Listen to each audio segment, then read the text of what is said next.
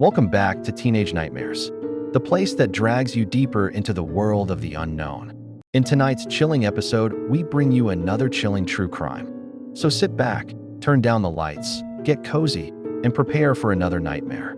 Evil doesn't always hide in the shadows. Sometimes it walks among us, unnoticed, until it finally shows its teeth. Tonight's story is about one of those monsters. The monster in question?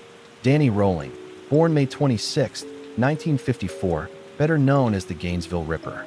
Over the course of just 4 days in the summer of 1990, Danny unleashed terror across Gainesville's college community, leaving a trail of fear that would haunt the city for years.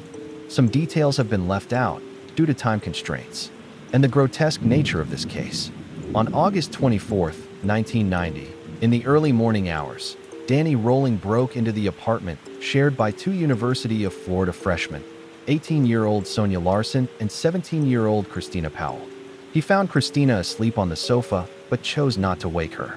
Instead, he crept upstairs, where he discovered Sonia sleeping in her room.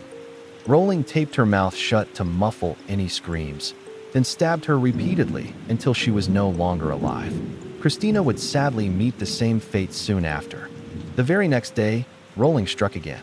He broke into the apartment of Krista Hoyt, an 18-year-old chemistry honors student at Santa Fe College, prying open her sliding glass door with a screwdriver.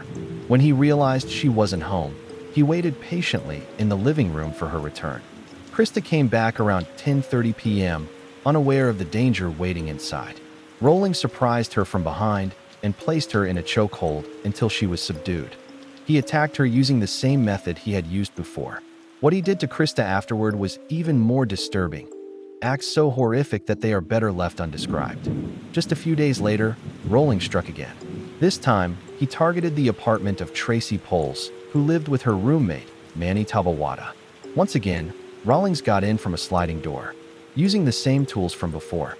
Inside, he found Manny asleep in his bedroom. A violent struggle broke out, but Rolling ultimately overpowered and killed him. Hearing the commotion, Tracy went to check on her roommate. Instead of finding Manny, though, she found Danny standing over his lifeless body. Terrified, she ran and attempted to barricade herself inside her bedroom. But it was no use. Rolling forced his way in. He taped her mouth shut and stabbed her to death. Tragically, Tracy would also endure the same horrific post-mortem treatment as the others. Fortunately, Rolling's rampage came to an end when he was apprehended on September 7, 1990. He was later convicted on 5 counts of first-degree murder and sentenced to death by lethal injection.